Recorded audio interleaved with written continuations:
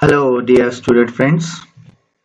In today's class, we will be discussing about structure and function of a human heart.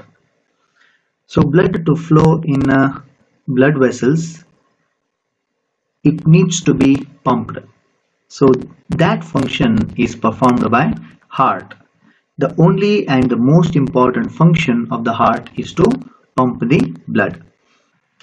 So, first let us understand some basic aspects of a human heart. Its location. So heart is located in the thoracic cavity. So this area is called as thorax. Okay, shoulder on the top. Here is the muscular organ present, which is called as a diaphragm. The main function of the diaphragm is that it helps in inhaling and exhaling. Area above the diaphragm is called as a thorax. And the area below the thorax is called as, or below the diaphragm is called as abdomen. Okay, so where the heart is located? It is located in the thorax. Okay, so it is located between the lungs. Here are two lungs. Okay, here the lungs are found as you have studied in the respiration chapter. So it is protected in the front by the rib cage. Okay, so this is a rib cage.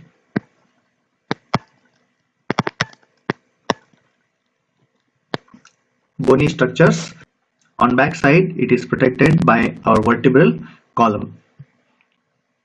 So what will be the size of the heart? It is generally the size of our fist. Okay, it's a muscular organ. Okay, the heart is mainly made up of only muscles. It doesn't have any bones. Okay, so which type of muscles are present in the heart?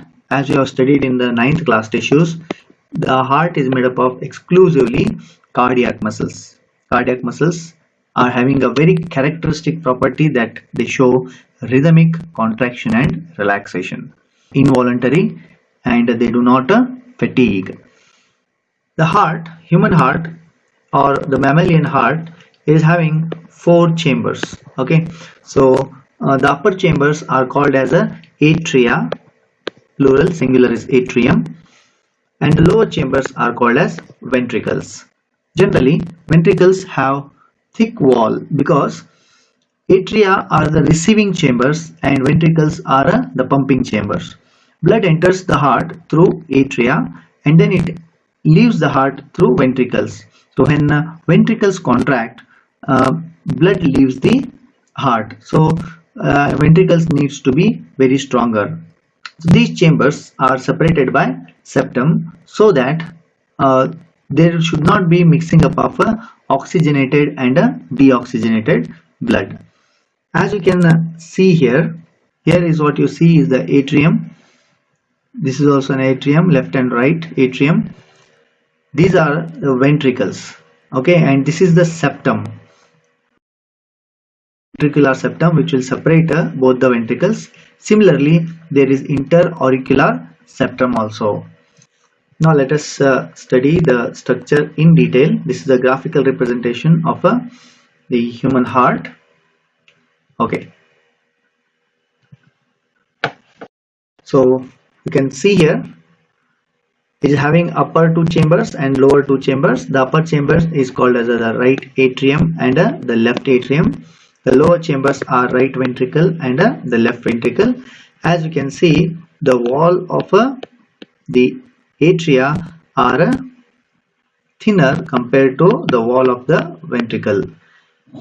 In that, wall of left ventricle is more thicker compared to wall of the right ventricle. This is mainly because blood goes to all over the body from the left ventricle. So left ventricle needs to be more stronger as it pumps blood to all over the body parts, whereas right ventricle will pump the blood only to the lungs. Okay, so these are the 4 chambers.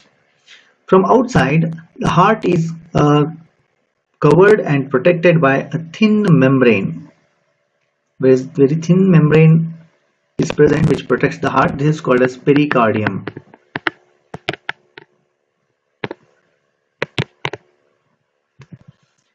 Okay. Then similarly, there is a interventricular septum. There is also interauricular septum is also there, which separates the left and right atria. Okay, this is what about chambers.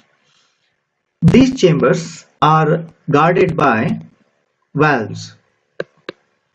The main function of the valve is that they will allow only unidirectional flow of blood.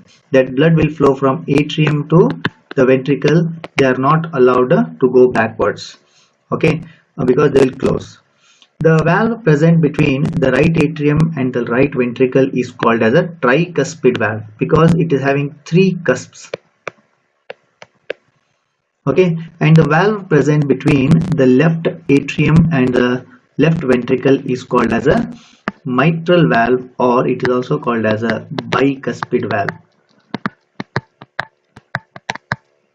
Bicuspid valve, it is having two cusps. Okay, so here in the graphical here in this GIF you can see, here you can see there are three cusps are there which will open and close. Here there are only two cusps. This is the tricuspid valve. This is mitral valve or bicuspid valve. Here again you will find one more valve.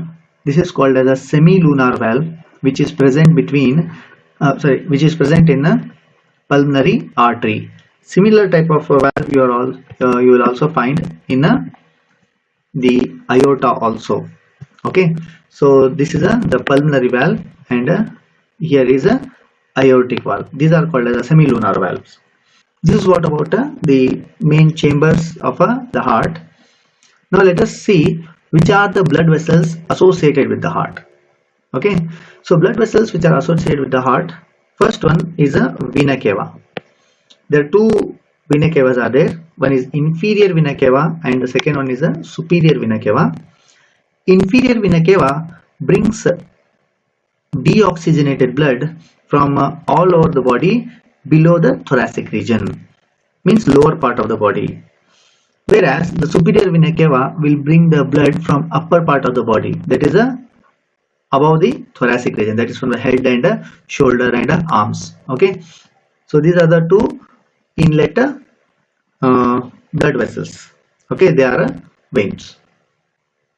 The next blood vessel is a pulmonary artery. Okay, so pulmonary artery will carry deoxygenated blood from right ventricle to lungs. Here will be lungs. You can see this will take up to the left lung, and this pulmonary artery will take deoxygenated blood towards the right lung. Okay, that is why it is branched. Next blood vessel is a pulmonary vein. See, the pulmonary word refers to lungs. Okay, means these are connected to heart and lungs. So pulmonary vein will bring oxygenated blood from lungs towards the left atrium. Then from the left atrium, the blood will enter into the left ventricle. From there, when left ventricle contracts, the blood will be entering into the aorta and going throughout the body. Aorta is the largest artery, remember.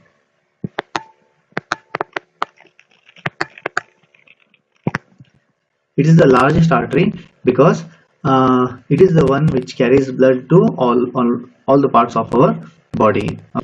That is what the point you should remember about the aorta. Okay, so these are the blood vessels associated with the heart. Let us quickly list the blood vessels which are associated with the heart. So blood vessel associated with the right atrium is superior and inferior vena cava. Right ventricle, the blood vessel associated with right ventricle is pulmonary artery. The blood vessel associated with the left auricle or left atria is pulmonary vein,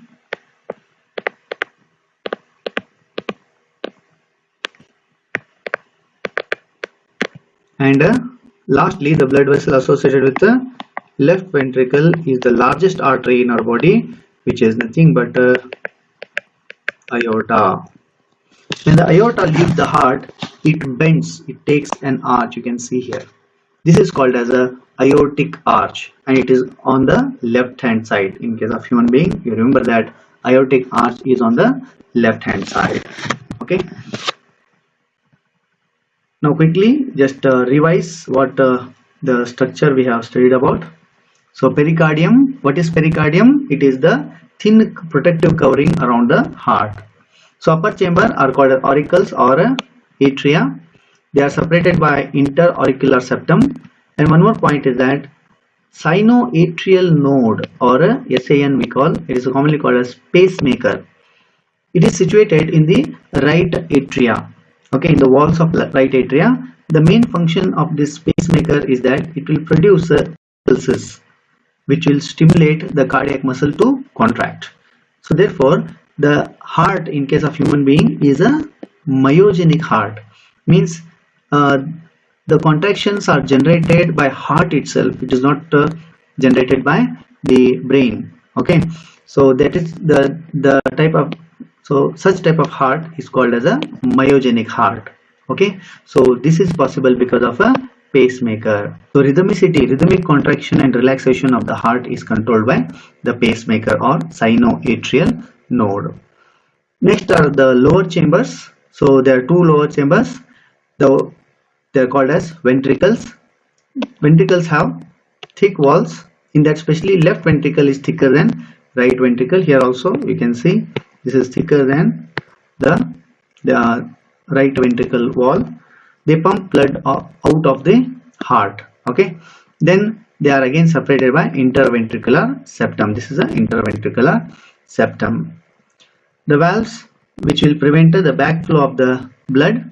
So tricuspid valve is found between right atria and right ventricle. This is the tricuspid valve. Then bicuspid valve or mitral valve is between the left atria and left ventricle. Similar valves are found in the pulmonary vein and aorta. They are called as a pulmonary valve and the aortic valve. Here this valve what you are observing is the pulmonary valve.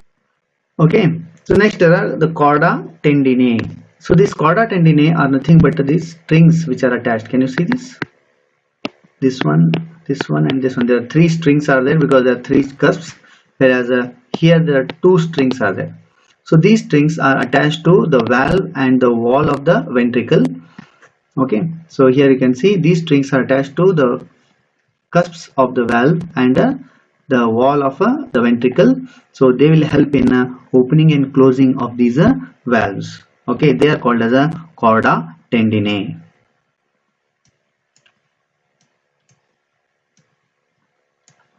So next is the pumping action of the heart. So oxygenated blood from lungs, right? So you can see here, just to draw,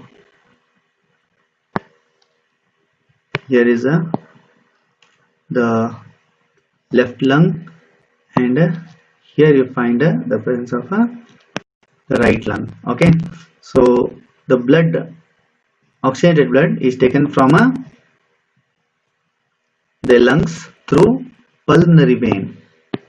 Okay, so there are four pairs of pulmonary veins, remember. So this is, I'll write it as HbO2, oxygenated blood. It is taken from the pulmonary vein. It will enter into the left atrium. Okay, so this blood, it enters into the left atrium. Then from left atrium, when left atria contracts, the blood is pushed into the left ventricle through the mitral valve. When left ventricle contracts, the blood will flow into the aorta and it will leave the heart and is transported to body all the body cells or parts. Then from there, when it reaches to the body parts, exchange of gases will take place. It will give out the oxygen and take up the carbon dioxide. So now the blood is called as the deoxygenated blood. Okay, so from here the deoxygenated blood, so it is picked up by inferior vena cava and superior vena cava. Okay, so this is from the lower part of the body and this is from the upper part of the body.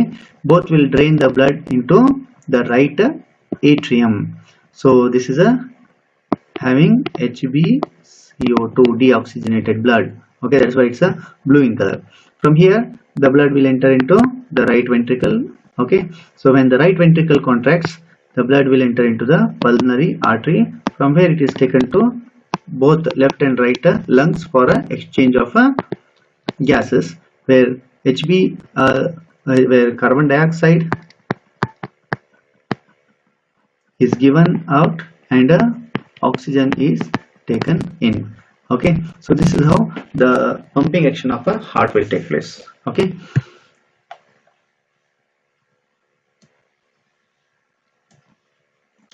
now coming to the blood vessels.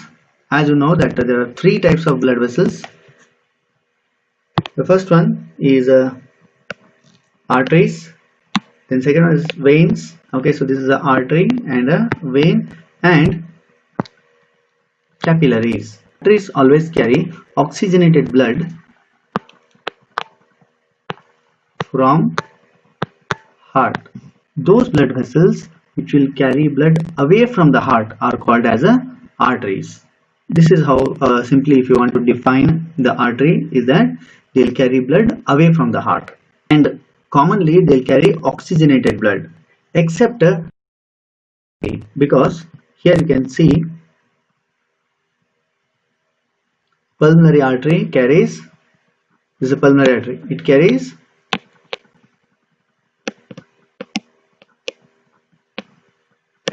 deoxygenated blood. Okay, so therefore except a pulmonary artery, all the arteries they carry oxygenated blood. Similarly, veins, they carry deoxygenated blood from body parts to heart, except a pulmonary vein. Okay, so these carry blood towards heart, right? So here you can see that except this pulmonary vein, okay, because it carries oxygenated blood towards the heart, therefore it is an exceptional that all the veins they carry deoxygenated blood except a pulmonary vein. It's an exception. Okay, so therefore earlier we used to think that arteries they always carry oxygenated blood and the veins they always carry deoxygenated blood. This is not the right definition. Arteries are the blood vessels which will carry blood away from the heart. Veins are the blood vessels which will carry blood towards the heart.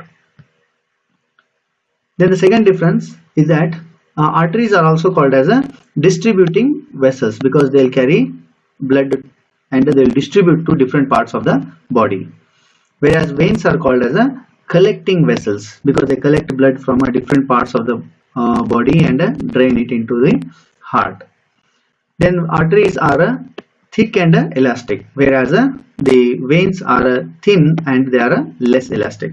The blood vessel that you see in your arms and the legs, okay, they are all veins, okay, because veins are superficial and veins are superficial compared to arteries, whereas arteries are deep seated. Okay, so you will not see arteries very easily, only in a few places, like in the wrist you find the radial artery, where doctors hold your wrist and try to find the pulse. Okay, there you find the radial artery. Okay, even at the base of the even near the neck, okay, where you find the tonsils, there also you find the presence of artery. So to find the artery you have to press a little bit deeper, because arteries are deep seated, whereas veins are superficial in nature. Okay, so this is what the difference between arteries and veins. Okay, so in the common way, if you want to say that, suppose this is the heart, Okay, so arteries will carry blood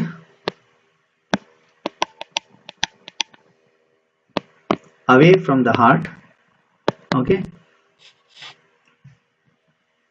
and veins, they will carry the blood towards the heart. This is how we simply define. What about the capillaries? Arteries and veins, they are having very thick wall, you can see here.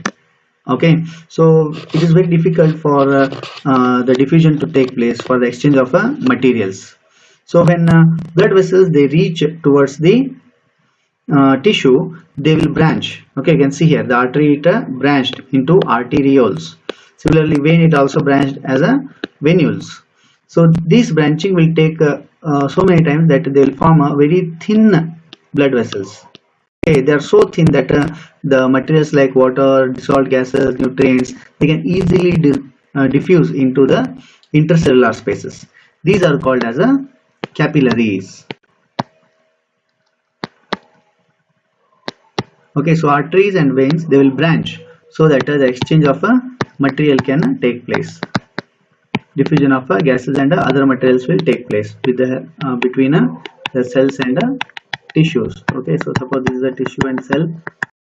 Okay, so the space between the cells is called as intercellular spaces. Okay, so the materials to be diffused into these intercellular spaces, these blood vessels has to branch, and they have to reduce the thickness of the wall. Okay, so these are called as the capillaries.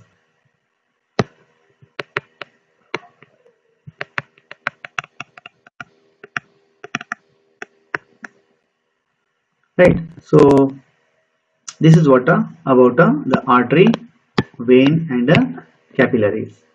So, how exactly blood circulates in our body? That is, circulation of blood. In case of human being, the blood circulation is referred as double circulation. Double circulation itself, it says that blood flows twice or travels twice through the heart in one complete cycle of the body. Okay, ಅಂದ್ರೆ ಒಂದು ಸರ್ತೆ blood ಅನ್ನ ಪೂರ ನಮ್ಮ body through flow ಮಾಡ್ಬೇಕಂದ್ರ ಆ blood ಎರಡು ಸರ್ತೆ ಏನಾಗುತ್ತೆ heart ಇಂದ ಪಾಸ್ ಆನ್ ಆಕತಿ. Okay, so here the uniqueness of our mammalian heart, or what we say human heart, is that it is 4 chambers. Okay, so these are what the septum. Okay, so atria matte right and left atria and right and left ventricles anna complete agi separate ಮಾಡ್ತಾ septums. So there is no chance that mixing up of blood will take place. Okay, so because of these septums, there is no mixing up of oxygenated and deoxygenated blood. Okay, so as a result, pure oxygenated blood will flow throughout our body. Okay, our cells will get only the oxygenated blood, right? So this will increase the efficiency of our cells, because as you know that we are warm-blooded organisms. Okay, so we need to continuously maintain our constant body temperature irrespective of changes in the temperature of the surrounding. In order to do this, we need to spend large amount of energy. For that purpose, we need high amounts of oxygen. So that is why our heart and our circulatory system is more efficient compared to other organism. Okay, so anyway, so double circulation means there are two paths of blood that is flowing. The first path is called as pulmonary circulation, or it is also called as lesser circulation. As I told you, pulmonary means it is as I told you earlier, pulmonary means lungs. So this type of circulation of blood will be between heart and lungs. So blood moves from just heart to lungs and comes back to heart. So it's a very small path, you can see here. Okay, so blood is moving from the heart and it goes to lungs. So here the blood will give out the carbon dioxide and takes up the oxygen and comes back to heart. It's a very small path. That is why it is called as lesser circulation. Okay, so this is the pulmonary circulation. The second type of circulation, or the second path through which the blood flows, is called as a systemic circulation, or a larger path. Okay, so larger circulation. Here the blood will flow or move from heart to all over the body. Okay, it will supply through aorta. As the aorta descends downwards, it will supply to our alimentary canal, organs like liver, okay, then pancreas, kidneys, again to our reproductive parts, and then it will supply the blood to all our lower limbs, that is legs.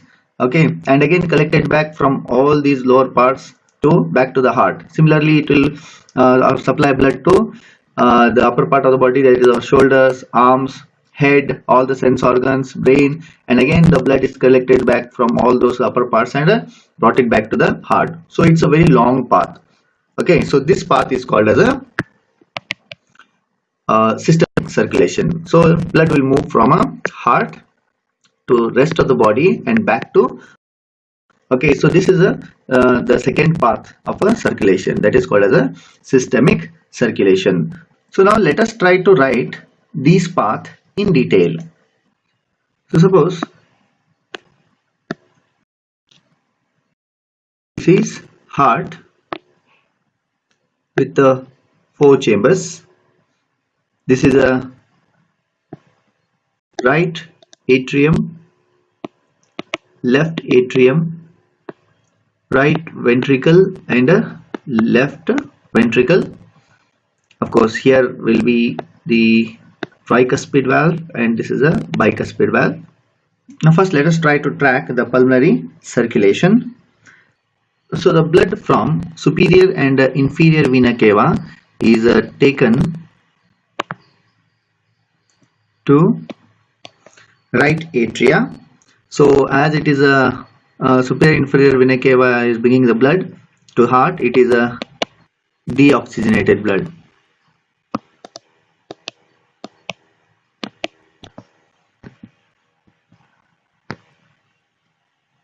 Okay, so from here, when right atria pumps, the blood will move to right ventricle. Okay, so the right half of the heart is purely containing deoxygenated blood. When the right ventricle pumps, it will carry blood through pulmonary artery. From pulmonary artery, the blood is carried to lungs.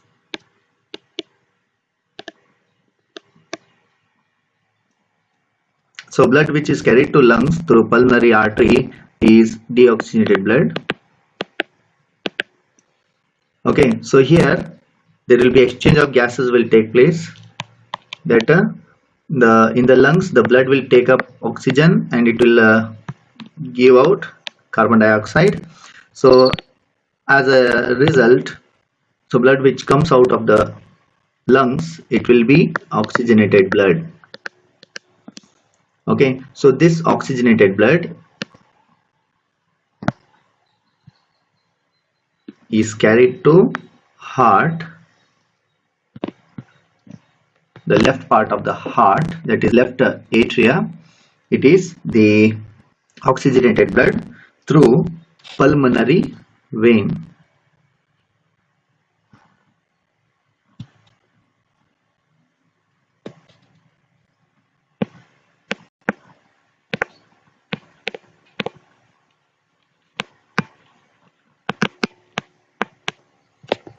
Okay, so this is a pulmonary vein which carries a oxygenated blood to left part of the heart.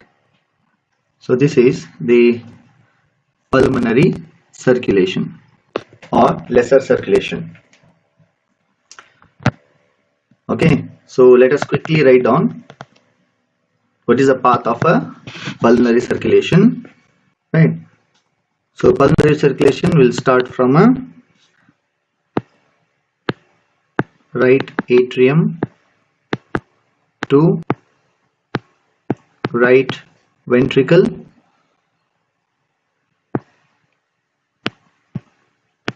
through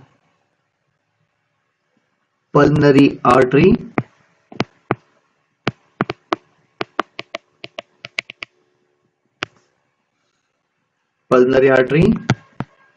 to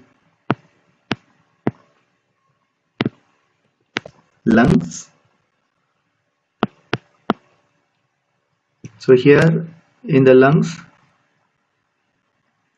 it is HbCO2, that is deoxygenated blood. So when it comes out, it is oxygenated blood through pulmonary vein, goes to heart, that is left atrium. Okay, so this is how the path of a pulmonary circulation. Now let us try to track the path of a systemic circulation.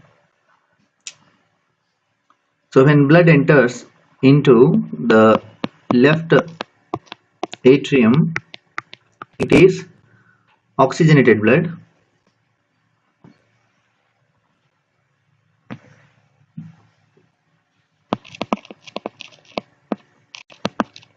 Because it is coming from the lungs. Okay, so from here the blood will be pushed to left ventricle when left auricles contract. Then from left ventricle the blood will enter into the largest artery of our body, you know that, aorta. Okay, so from aorta the blood is taken to all over the body parts. Okay, so blood is taken to all over body. So when it enters into the body, it is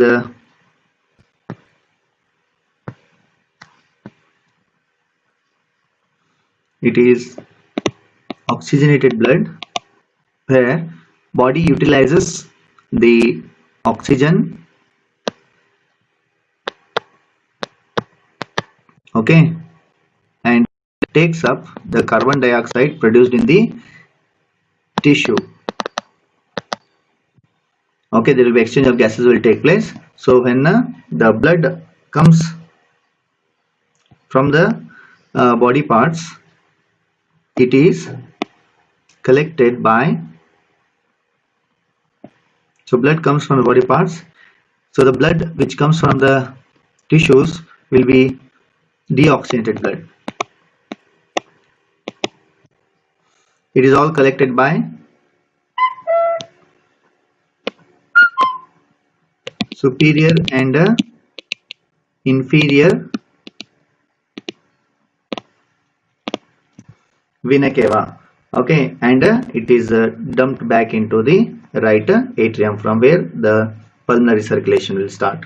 So this circulation which start from left auricle and ends up into the right auricle, it is called as the systemic circulation.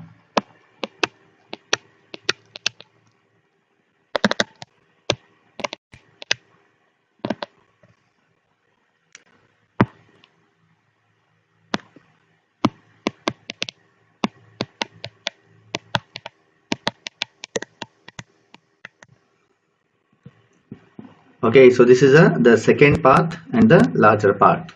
Now quickly let us try to track the systemic circulation. Will start from left atrium, which carries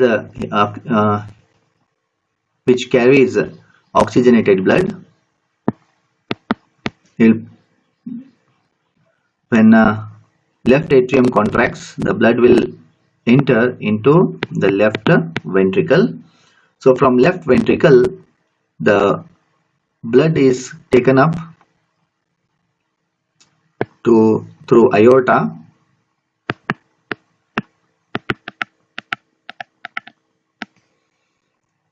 to all our body parts. Okay, so blood which enters into the tissue will be oxygenated blood, where oxygen is utilized and the carbon dioxide is released, which is again taken up by the blood itself. So the blood which comes out of the tissues will be deoxygenated blood.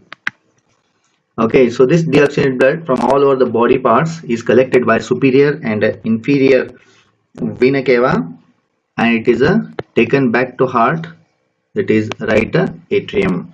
Okay, so this finishes the systemic circulation. So we can draw a line here differentiating the pulmonary and the systemic circulation. Okay, so systemic circulation will start from a left atrium. So these are the path of the double circulation. Pulmonary circulation, the blood will flow from a right atrium to right ventricle. Through pulmonary artery, it will enter into the lungs, where exchange of gases will take place. Then pulmonary vein will carry the oxygenated blood to left atrium. This finishes the pulmonary circulation. Next, from left atrium, oxygenated blood moves to the left ventricle through aorta. It enters into the body, where the oxygen is utilized and carbon dioxide is released, which is taken up by blood and it becomes deoxygenated blood. All that blood is collected by superior and inferior vena cava, and it is passed on back to the right atrium, to the heart. So this is a lesser and this is a larger circulation. Okay, so this is a pulmonary circulation. This is systemic circulation. So now we have seen the circulation in case of a human being. Now let us try to understand how the circulation will take place in case of other animals, like other vertebrates. Okay, so in that we have pisces, that is fishes, amphibians, reptiles, birds, and mammals. So birds and mammals are homeothermic.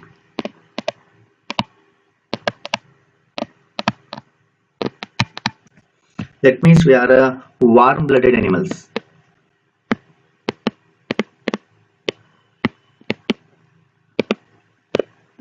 So to maintain the constant body temperature, we need to spend a large amount of energy.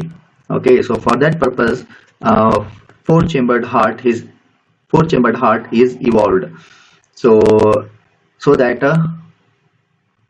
only oxygenated blood will be supplied to the body, and we can get the maximum amount of the blood circulation.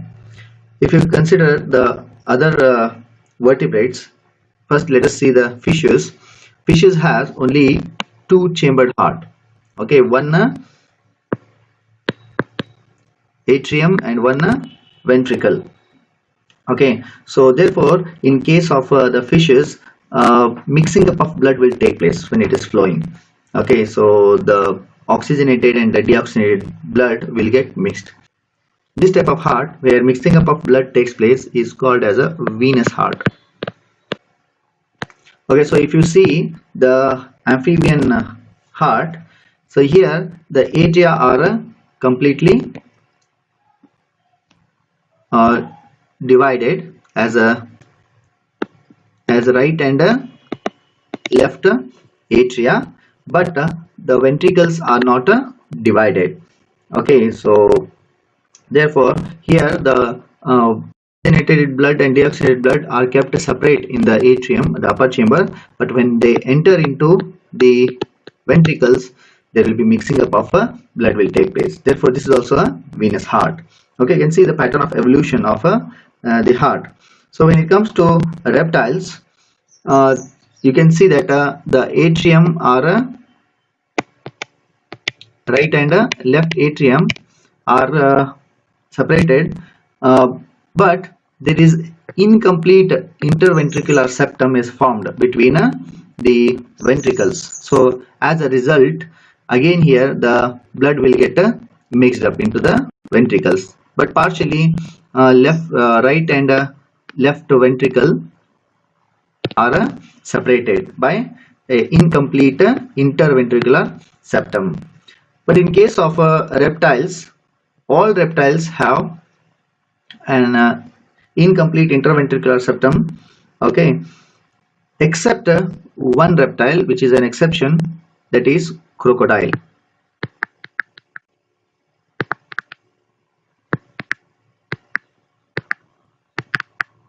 In case of crocodile, we find there is a complete interventricular septum, and there are complete four chambered heart is formed. Okay, that is in case of a crocodile. Okay, so these are one of the most advanced reptiles in the class Reptilia. So that is why these organisms cannot maintain their constant body temperature. This is one of the reason that they are having three chambered heart or venous heart, where the mixing up of oxygenated and deoxygenated blood will take place. Hence these are poikilothermic.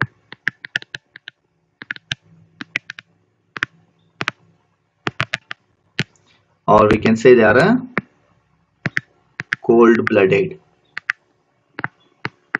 Okay, because of a supply of mixed blood, the amount of oxygen compared to birds and reptiles will be less supplied to the body parts. Okay, so here you can see in fishes have, which is called a venous heart. Okay, blood flows only once through the heart. Okay, so blood will be flowing only once through the heart, flow to the atrium and ventricle, and then to body, and again comes back to the heart. Okay, as they don't have lungs, gills are present, so therefore there is no pulmonary circulation, there is only systemic circulation is present. Whereas in all the other three groups, so you find the double circulation because of presence of lungs. Okay, so in amphibian and reptiles, there are three chambered heart. In the above cases, oxygenated and deoxygenated blood will be mixed. Okay, so these are the points which should be remembered. Next, coming to the blood pressure. The blood pressure is the force exerted by the blood on the walls of the vessels. Okay, so whenever blood is flowing through the blood vessels, because of the high pressure which is created by the heart, the blood will exert some outward pressure on the blood vessels. So here you can see when the blood is flowing through this blood vessel, it will exert some pressure on the walls of the arteries. So as a result, there will be some bulging of the arteries will take place. That is what doctors will try to find in your wrist. That is they're trying to locate the radial artery. This is called as a pulse.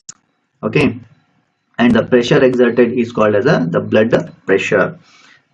So here, to measure the blood pressure, doctors use an instrument which is called as a sphygmomanometer.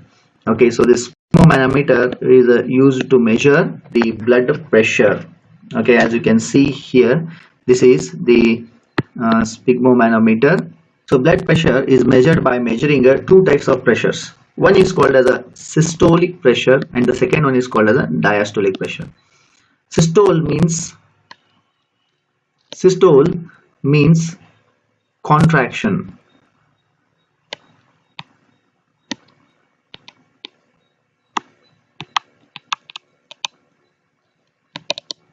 Systole, it means contraction, whereas diastole means relaxation.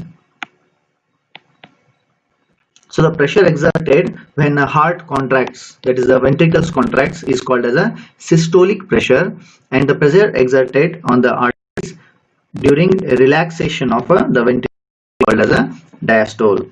This is how the blood pressure is measured, as a systolic pressure by diastolic pressure. So in case of normal adult at rest, the blood pressure will be 120 by 80. Okay, generally it is written as a 120 by 80 mm Hg, millimeter of mercury, because here it is measured in the length is measured in terms of millimeter, that is how much amount of mercury has risen in the column. Okay, so this is the normal blood pressure of a normal adult at rest. So if a person is exercising or if he is under tension, then the blood pressure will increase. In some adults, when the blood pressure is measured, when the person is normal, it will come above 120/80. In that condition is called as a hypertension or a high blood pressure. It is mainly due to constriction of blood vessels. So there are two conditions for hypertension. One is that, suppose this is a blood vessel. Okay, so sometime there will be deposition of a plaque clot, or sometime there will be deposition of this cholesterol or fat will take place. As a result, the diameter of the blood vessel will be reduced, and you know that lesser the diameter, larger will be the pressure. This is called as a atherosclerosis.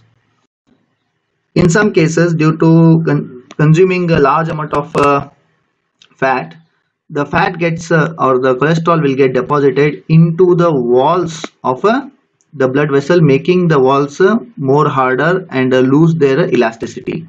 So as a result, as a consequence of loss of elasticity, the arteries will not bulge up when they are arteries will not bulge up when the blood is flowing. So this again increases the blood pressure. Okay, so there are so many consequences of blood pressure that because of high blood pressure, minute and delicate capillaries may get ruptured, and there will be internal blood flow will take place, which may result in clotting, and also sometimes which may result in strokes also. Okay, so hypertension is one of the disorders of blood vessels that there will be increase in blood pressure. So here the point that should be remembered is systolic and diastolic pressures. That is, systolic is 120 mmHg and diastolic is 80 mmHg for a normal adult at rest. Then the last part of this unit is a lymph. In a simple way, if you want to define lymph, is that from blood, if RBCs are removed, okay, so the red blood corpuscles are separated from the blood, what remains is the lymph. So it consists of plasma, which is almost which is a little bit yellow in color. It consists of plasma proteins, some of the WBCs, and some of the other dissolved substances. Okay, so that is called as a lymph. When blood reaches towards the tissues, blood will never come out of the blood vessels or the tissues. It is the lymph which enters from the pores of the blood vessels into the intercellular spaces for exchange of material. Not only that, because the lymph has large amount of the white blood corpuscle, it also plays a very important role in providing immunity, that is the capacity to fight against the diseases. Okay, so that is what lymph. So lymph is a yellowish fluid devoid of RBC, flowing in a lymphatic vessel. Just like how there are blood vessels, there is a second pathway of fluid flow is present, which are called as a lymphatic vessel. Similarly, there are lymphatic glands are also present, which will store large amount of lymph and WBC cells, especially in the area which are more exposed to the outer environment, where there are chances of infection takes place. For example, tonsils, which are present at the base of the throat, are a lymphatic gland, and ultimately after the flowing lymphatic vessel will drain the lymph back into the bloodstream, into the veins. From here it is collected, and again it will enter into the main circulatory system. Okay, so this is what about the lymph. So main function of the lymph is provide immunity and also transport substances. So remember that never ever blood is in direct contact with the cells tissues.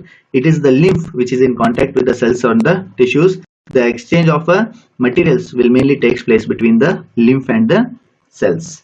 Okay, so this is what about the circulatory system, heart, its structure and function. Thank you.